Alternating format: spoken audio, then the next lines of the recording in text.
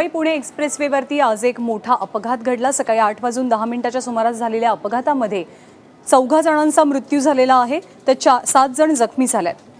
बाळासाहेब शिंदे आपल्या आत्पेष्टांसह इको कारनं पुण्याहून मुंबईकडे येत होते। बोरघाटाच्या जवळच भरधाव आलेल्या ट्रेलरने इको कारला पाठीमागून धडक दिली, त्यामुळे गाडी पुढच्या टेम्पोवरती आदळली। यात इको गाडीचा चक्काचूर झाला। अपघातामध्ये ट्रेलर चालक नंदकिशोर माळी वय वर्ष 42 ते इको कारमधील फलटणचे रहिवासी बाळासाहेब शिंदे, घणसोलीचे संजय पवार आणि चिपळूणचे राजेंद्र पाटणकर यांचा जागीच मृत्यू झालाय। या अपघातानंतर एक्सप्रेसवेची वाहतूक विस्कळीत झाली होती, जी तब्बल 4 तासानंतर सुरळीत झाली आहे।